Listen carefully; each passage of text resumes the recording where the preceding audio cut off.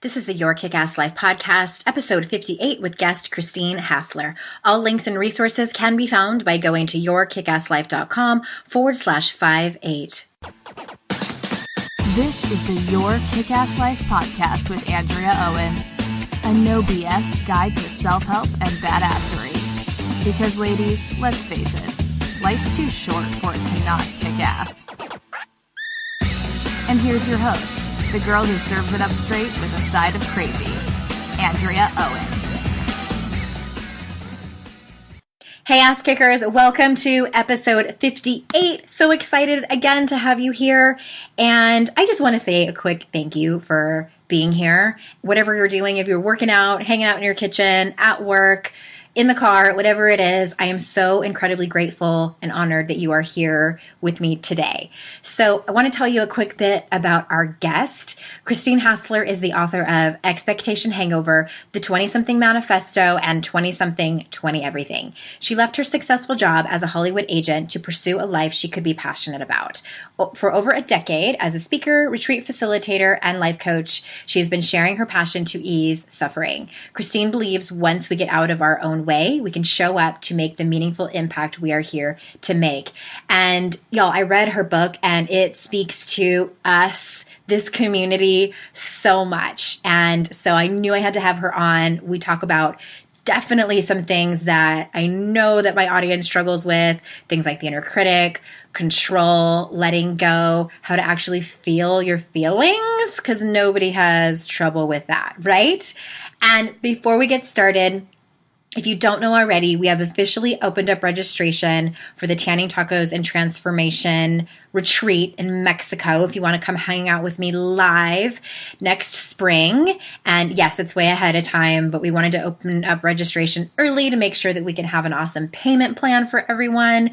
And spots are limited for this retreat. So if you want in, make sure that you get in for two reasons. A, spots are limited, and B, early bird registration is over on the 31st. You can still register, but the price is going to go up a little bit, even if I'm not even sure if we're going to have any more spots open. So if you go to TTRetreat.com, and that's the word triple, the letter T, retreat.com, all of the information is there. All the links, again, are, of course, on our show notes, as always, for this episode. And so with that, here's Christine. Hey there, ass kickers. So happy and excited to have you here. This is episode 58, and I am here with Christine Hassler. You just heard about her in her fancy bio. So, hey, Christine, say hi. Hi, I'm happy to be here.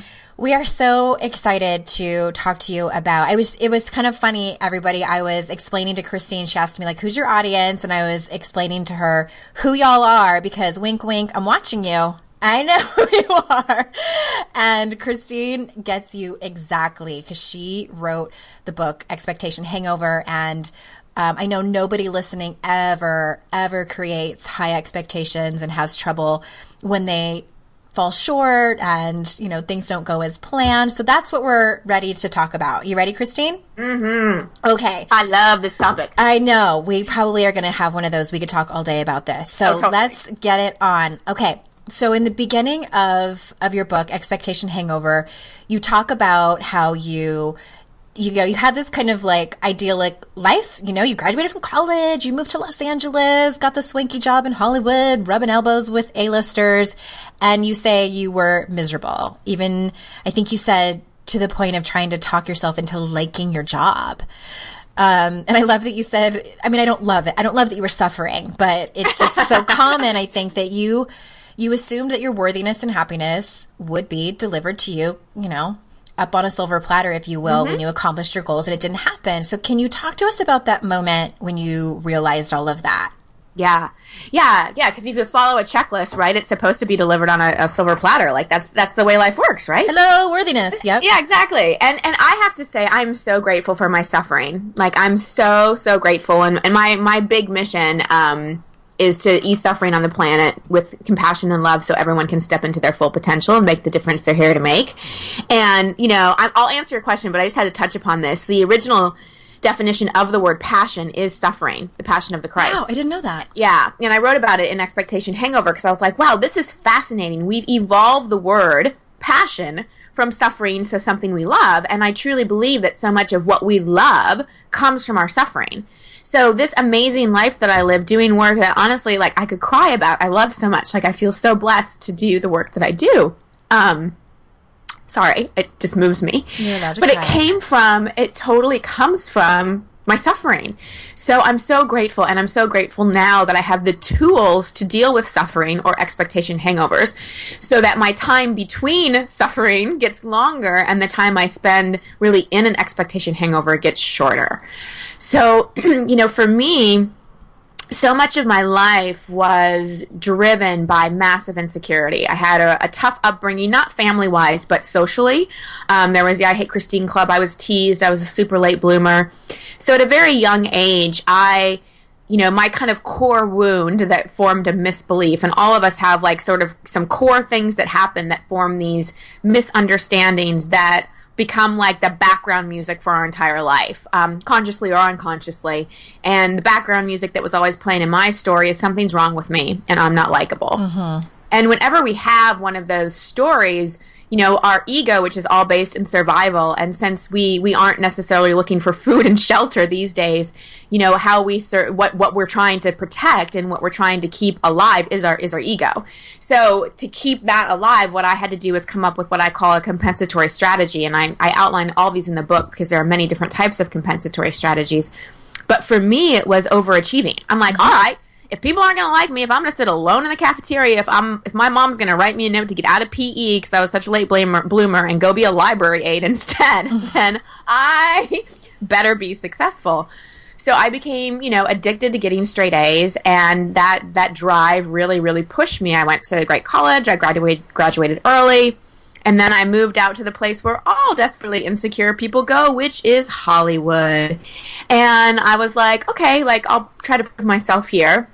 And I did. I worked my way up. I was the youngest ever female agent, and kind of everything came crashing down around me in my mid-20s, where in a period of 8 months, I left my job, went into massive amounts of debt, got very, very, very sick, so much so that they weren't able to diagnose what was wrong with me, got estranged from my family for a while, and then got dumped 6 months before my wedding. So I lost career, money, family, love, and health, all in one kind of it was like an 8-month period.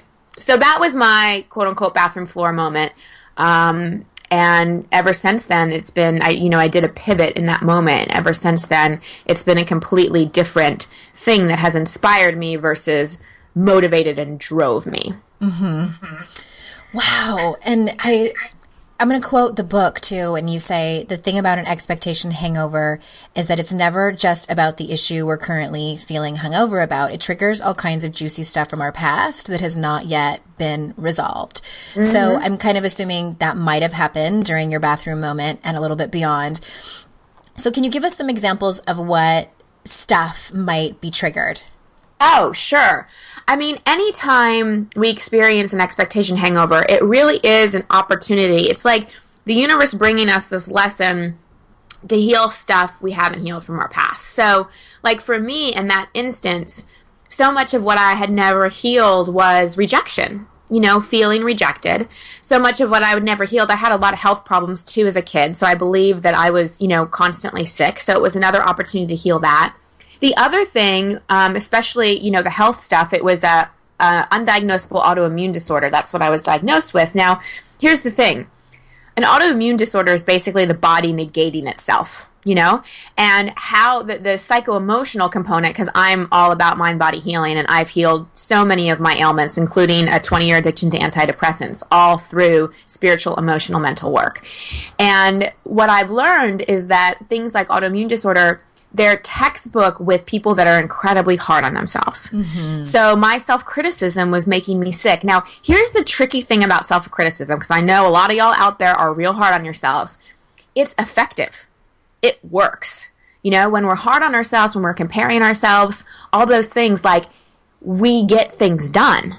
So it can make us very outwardly successful. And often we don't realize how hard we're being on ourselves because it can be subtle. It can be little things like, oh, you could have done that better. Or oh, like, that wasn't quite perfect. You know, it doesn't have to be, you're a piece of shit. You know, it can be very subtle, but still incredibly dangerous.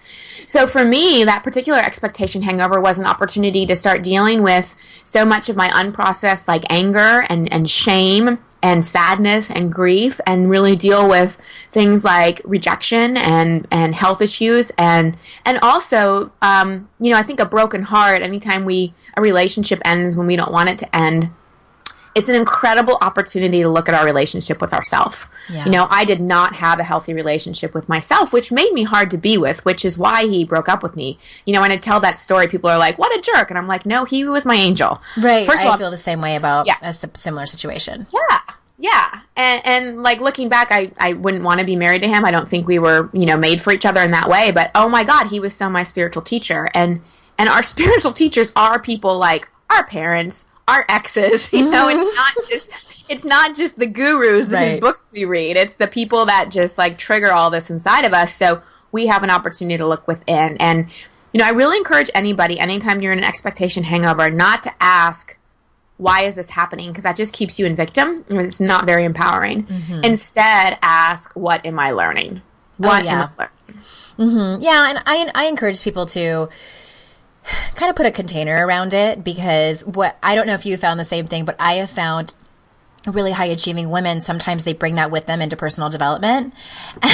Because, you know, it takes one to know one. I've done this where it's like something happens and like right away you're like, all right, what can I learn? And it's like, girl, you still need to feel the grief and the sadness around it, but put a cap on that. Totally. And, I think it's different for everyone. People want to do the spiritual bypass and be like, what's the lesson? What's the blessing? And sometimes what we're learning is to feel. Most people do not know how to release emotions. Absolutely.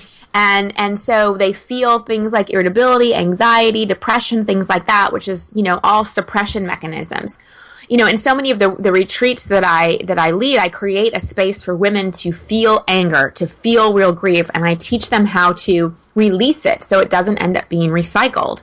And it's so important, especially for women. Like, our emotions are sacred, and there's so much information in them. And I truly believe so many of the reasons women have adrenal depletion, fertility issues, depression, weight gain, all this stuff is because we are emotional beings, you know, all humans are, but women especially. Like, we are sensitive, we pick up a lot of things. And if we don't have a healthy way to really release our emotions versus recycle them, which means suppressing them or kind of sort of feeling them, but judging them all the way, like, you might be thinking, oh, I cry, like, I release my feelings, but I would bet that when you cry, there's this voice inside of you going, why am I still crying? This is so awful. I look ugly when I cry. I want this to be over. Like, there's this judgment commentary.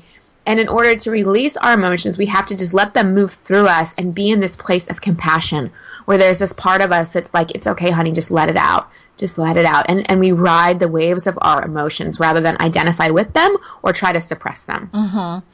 Yeah, I did remember what I was going to say before about the inner critic, but we'll go back to that because I think what you just said is a great segue for my next question. And I am with you 1,000% that I feel like culturally we're not brought up, even though women are looked at as being emotional and things like that. But I think that I don't know if it was just our generation when it started, probably even going back, but we were not, most of us, I believe, were not brought up to actually feel our feelings, especially outwardly. And I didn't even grow up in a house where I knew what that looked like. I grew up in a very happy house, but that was about it. It's like, it didn't matter like what was going well or what was not going well. We just didn't talk about it. Yeah. And it's kind of a recipe for disaster. But you also have a section on things that don't work to cure the expectation hangover, including numbing and pep talks. But I'd love to talk to you about the whole being strong concept. Oh my goodness. Okay. So I think that our culture validates us for being strong and soldiering on and the whole get her done. And what harm do you think being strong does to us? Oh my gosh. Hold on. I got to take a sip of water. I need you to like stretch and do some calisthenics. I know, first. Seriously. I might I'm up on your soapbox, girl. So here's the thing. Being strong, like you said, is completely overrated. And especially for women, it throws us totally in our masculine. And I think, again, like so many women, why we're suffering is because we're not really living in our feminine. And we can bookmark that and go back to it later. But the whole being strong thing, it takes so much suppression to be strong and to put on that mask. And when I ask somebody how they are and they say, oh, I'm fine, and that voice inflects like, I'm fine. Yeah, good, fine. I'm like, oh my God, ticking time bomb in there. Like, this is going to combust. You know, and I say in FIND, the acronym is feelings inside not expressed. So that whole thing of being strong, it's like we're so concerned about what other people think. And also we're scared of our own emotions because we don't necessarily know what to do with them. And we think just pushing it away is the answer. But it's like if you've ever been in a swimming pool and you try to hold a super inflated beach ball underwater. I use that same metaphor. Oh my God, we're soul sisters. Perfect. Yeah, it's exhausting. It's exhausting. And eventually it like splashes you in the face, right? Right in the nose. And it hurts. And so I always just say, like, eventually it's going to come up somewhere. It's going to come up. Exactly. And it's going to be worse. And so the more we suppress and the more, not only does that take away precious energy that we could be using to create things, to love more in the world, to serve more in the world, because we only have a certain amount of energy and it takes a lot of freaking energy to be strong and suppress. But it also can create, it's toxic. This is what creates illness. It truly does in our body. And I think that we have a vulnerability. I mean, Brene Brown, God bless her, she's given it, a better reputation, but people misunderstand vulnerability as being weak and falling apart. And no, vulnerability is about being real. It's about being authentic. And it's not just about airing like everything that's going wrong with me and your dirty laundry and like all the stuff that you're quote unquote ashamed. It's just about being authentic. And it's about being like, wow, like, oh my gosh, like I just lost my job. I'm really scared. And I'd love some support. Or wow, like my child is having a tough time in school. And I'm feeling like I'm failing as a mom, or I just, got my heart broken and I'm really sad. And being able to be vulnerable and be tender and be compassionate.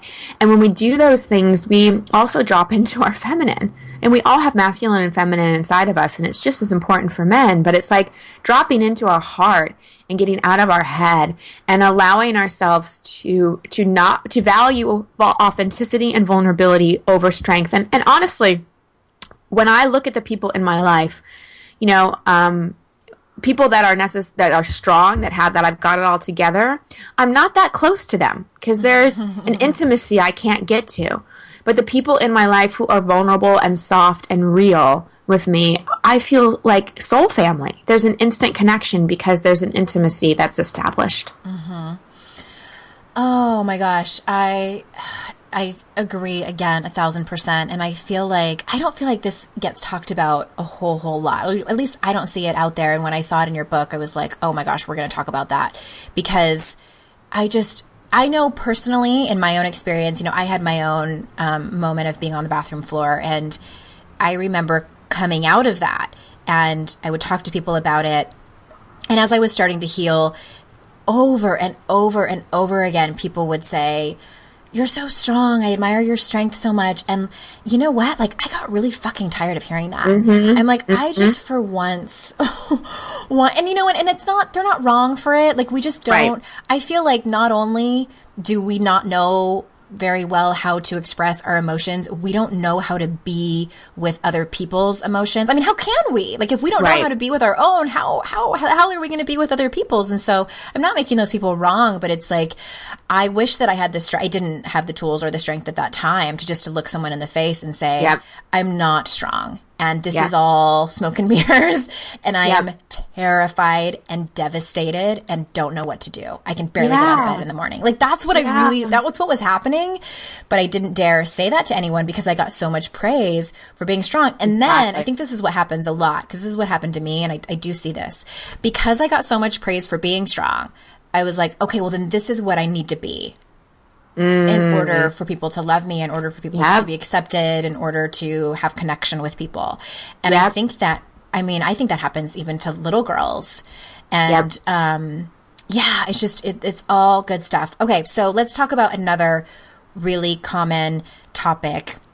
And I love, again, that you talk about control in your book. And I'm going to quote you, and you say, "We put far more effort into attempting to control our life than we put into taking responsibility to how we react to expectation, hangovers." And later in that same chapter, you say, "When you stop grasping for certainty, a deeper sense of trust emerges." So can you talk more about this and maybe some tools to start reacting in an optimal way? Because this is a tough one. Yeah. Well, I believe that the number one thing that human beings are addicted to is control. And we have a terrible relationship with uncertainty and the unknown. You know, we want to know what's in the future, and if we don't know what's in the future, we go to a psychic. Right, so a tarot reader, which I think they're cool and everything, but yeah, we want an itinerary. We want that. And it's like, no, we want to know. And so here's the thing, like, what I really realized, and so much of my my journey has been deepening in my spiritual practice. And, you know, for me, that's a relationship with God. So insert the word universe, higher power, Lord, creator, whatever really works for you. But, you know, to me, it's sort of indisputable that there's some other force, you know, that it's not just me. And I think when I realized that, and I felt that a lot, like after my bathroom floor moment, I was like, wow, like there's sort of a bigger force that's in me, that I'm connected to, that unites us all, that there is some higher power. And it's not like we have no control and like everything's up to like divine plan and all that type of thing. But I do think there's a divine order to things. And both through my own study and my own experience, I believe we all have our destiny in terms of our soul curriculum. You know, the things we're here to learn. Because from a soul perspective, we're more concerned about the lessons and how we're going to evolve than we are what job we're going to have, who we're going to marry, how many kids we're going to have, all that kind of stuff. That's sort of like the human level stuff that we're concerned about, that on a soul level we're not. And so what, you know, we're really kind of here for on more like a spiritual or soul level is to evolve, and we do that through lessons. And so I think our free will impacts the situations and circumstances in which we learn those lessons. So the more we attempt to control and do it our way, the more, from my point of view, we kind of delay the learning, and we sort of get in our own way because, you know, the universe is kind of sitting there waiting for a little space, for a little room for us to like take our hands off the driver's seat and lead us in a different direction. And I know for me, I had to be hit with a universal 2x4 and myself included. Yeah. To take my hands off the wheel, and you don't necessarily have to do that. So my first recommendation would be, you know, even if you're an attorney or a doctor and you're super logical and you're like, I can't meditate, she's gone too woo-woo for me, trust me, there's a part inside of you that's intuitive and that is spiritual. And you can make spiritual mean whatever you need it to mean, but it's basically a connection to a deeper faith where you know, no matter what, you're okay and you're not alone. And to come into right relationship with uncertainty, we need that. We need that deeper connection. We need that faith. So the tool is have some kind of meditation practice, some kind of spiritual practice, anything from yoga to transcendental meditation to whatever it is that can help you calm your mind and come into the present moment. Because in that present moment, not only do we have access to our own intuition, but in the present moment, it's impossible to feel anxious. I assure you that if you're feeling anxious about anything, especially something you're not certain of, it's because you're thinking about something that hasn't yet happened. You know, it's something you're anticipating or something that you don't have certainty around. And if you can come into the present moment and focus on the now and be grateful for everything you do have instead of obsessing about what you don't have, it again starts to calm the nervous system down so we get more into right relationship with uncertainty. And I have to tell you, like, so much of my career has not been planned. You know, I've really focused on my own personal development, of having a foundation, of really walking the talk. And the more I get into like the most authentic version of me and focus on service and also create space, you know, people ask me, what's your year-long plan? And I'm like, I don't have one. Like, I have some things I think I'm going to do, but I also leave space to see where the universe wants to take me. And it is a way more magical way to live, but we have to make space for it. Mm-hmm. I love that. I love, you mentioned it a couple times, and that's kind of a challenge I'd love to throw out to the listeners, and really more so of a powerful question of what is your relationship with uncertainty? How do you get along with uncertainty, girls? Like, how's it working out? I would guess probably not very well. But I think it's, and I want to just tag on to that because, you know, if I had to put in order, because I do a lot of the work based on the research of Brene Brown, and she calls those kind of behaviors armor, pieces of armor that we put on when we're about to step out into the arena. And for me, my number one is control. I've always known it, and it is a one day at a time practice. Right. And people are probably sick of me saying this on the podcast, but I know y'all, and I know that you want the lesson, to learn the lesson and be done with it and check it off your list and move on to the next one. And what I see is a lot of women beating themselves up when they're like, damn it, I have been here before. How the hell did I get back here, having to practice surrender again and dealing with uncertain, like all this bullshit. And it's just one day at a time. It's really over and over. Yeah, we get, you know, this is another thing I write about in the book. We get do-overs. Mm-hmm. You know, oftentimes something familiar will come around because there's a deeper level to get to. There's a deeper level to get to. You know, I can remember, so in my, you know, I told you my 20-something story. In my early 30s, I got divorced, had another massive expectation hangover that really was the inspiration for this book. You know, so I write books to help myself. So do I, girl. And then, you know, I'm like, oh, wow, this really worked for me. So let me write a book. Let me put this out there in the world. Because I remember when I was going through my divorce, someone said to me, one of my coaches said, Christine, milk this for all it's worth.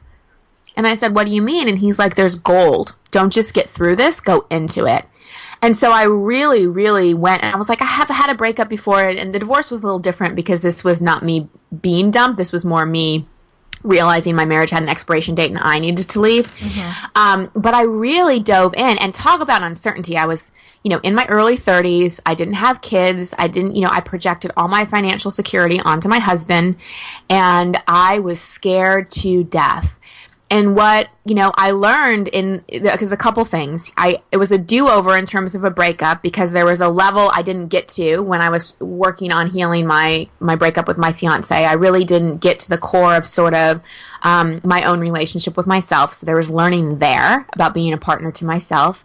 And there was also a deeper learning in dealing with uncertainty. And what I found is that, you know, we hear about leaps of faith, and they sound really sexy because you kind of hear the beginning and the end, mm-hmm. but you don't often hear the middle. And when we take a leap of faith, there's a free fall. You know, there's a free fall into that place of uncertainty. And if we can be willing to be in that place, and yeah, it's scary, and yeah, it's messy, and yeah, it feels chaotic, but it's so rich with learning and healing if we're willing to stop like white knuckling life and mm-hmm. trying to get control. Mm-hmm. Yeah, absolutely, for sure. A million times, yes. So let's go to, you know, for people that have really, I know that a lot of people listening are the people that have spent their lives pushing aside their feelings. What advice do you have for them to even start to feel their feelings? Like for the person who thinks that is so foreign, where does one even start? I know you mentioned some kind of meditation or spiritual practice. Yeah, I would say that meditation, spiritual practice isn't the place to feel your feelings. Because, I mean, if you're, well, it can be in the sense if you sit in emptiness and just like allow whatever to come up, like it absolutely can be. But sometimes with meditation, people focus on the breath and focus on being calm, that it almost can be like another suppression. It can sometimes be spiritual bypass. So you can do meditation with the intention of, all right, I'm just going to allow whatever to come up. So that is one way. You know, I highly recommend any kind of, you know, workshop where that's going to be facilitated for you. And I give a lot of tools in the book on how to feel it, and I'll outline one of them, which is release writing, which is very, very different from journaling. And it's when you get a paper and you set, you know, an intention of just like releasing whatever's there for you. And you have to do paper and pen. This is not something to type, mm-hmm. because when you handwrite, it accesses your emotional center of your brain. And you also want the physical action of releasing it. So you just sit down and you write, I feel, or I'm so angry because, or whatever, and you just let yourself freeform write. But you don't, like, it's so fast because you're keeping up with your feelings and your thoughts that you can't even read it. So it looks like scribble. It's just a matter of purging. And you just allow yourself to feel and to write like whatever is coming up for you.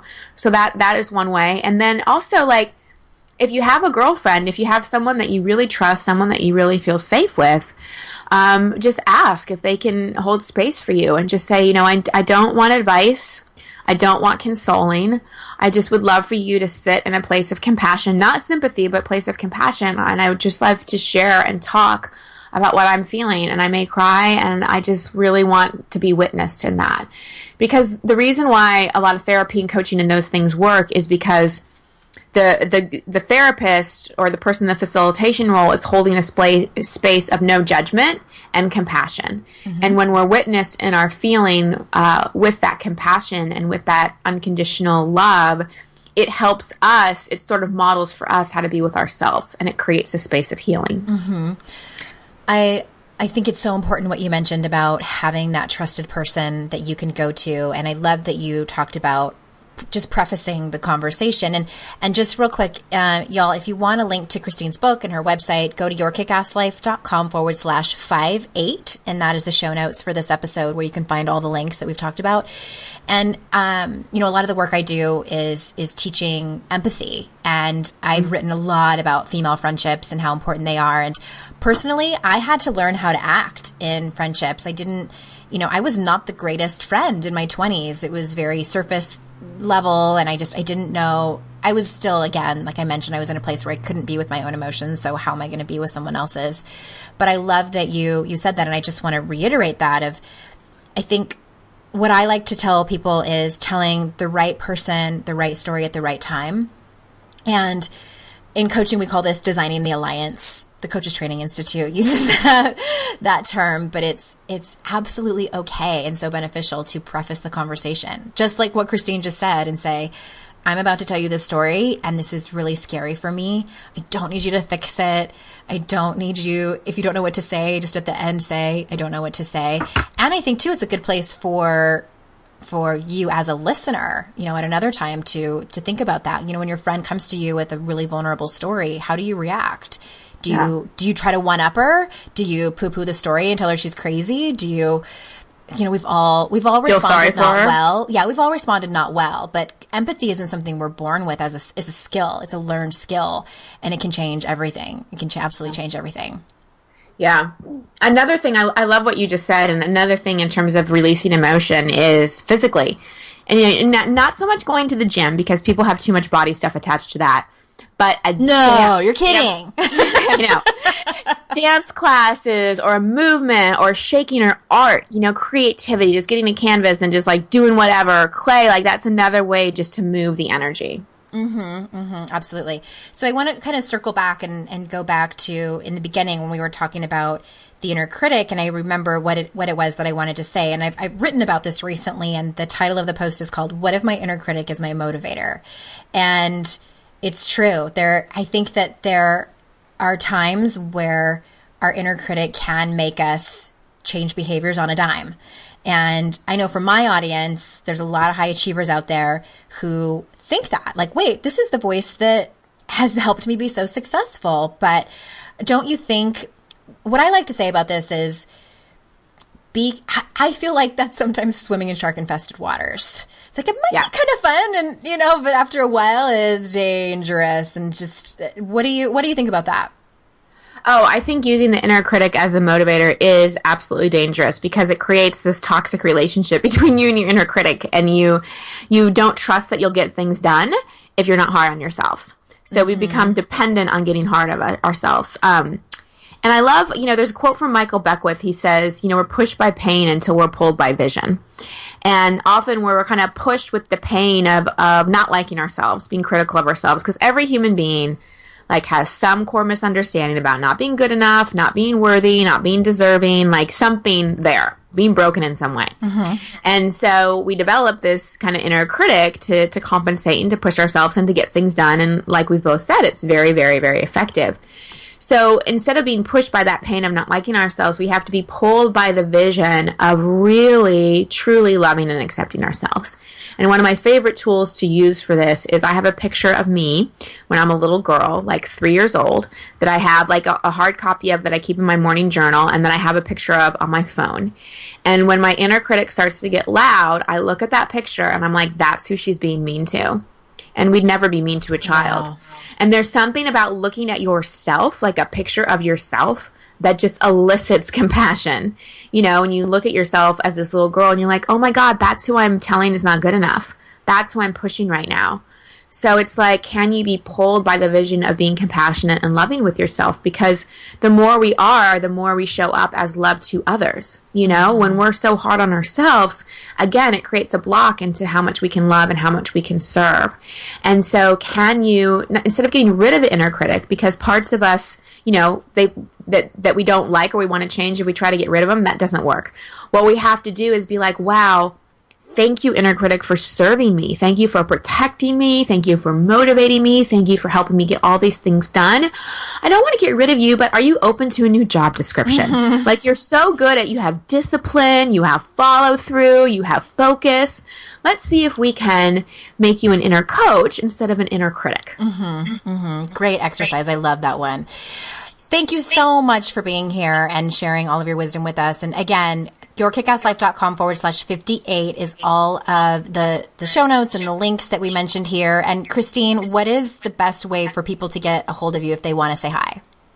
Okay, so there's a couple ways. So if you go to christinehassler.com, you can subscribe. Every week I send a blog and a vlog. I've done it for 9 years. I've never missed a week, and it's always original content. So it's not markety. It's like lessons, and I'm known for combining spiritual and practical advice. And then, you know, I have retreats. I have another one coming up in October, a 3-day retreat outside of LA, and then I do world retreats and all that. That's all on the website.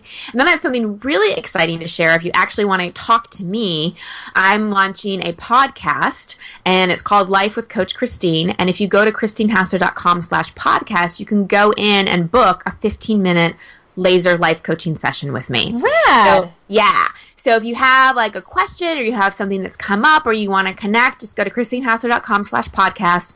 It'll show you how to book the session, and we can like get on Skype or get on the phone, and you get 15 minutes of me serving and coaching you. Awesome. And everybody needs to run over there right now and book your session and tell them that you were found from here, from the Your Kick-Ass Life podcast. And I'm excited for you. That's exciting. Congratulations. I love podcasting. It's, Lord knows, you know, it sounds like both of us. Give us a platform to speak and we'll talk all day.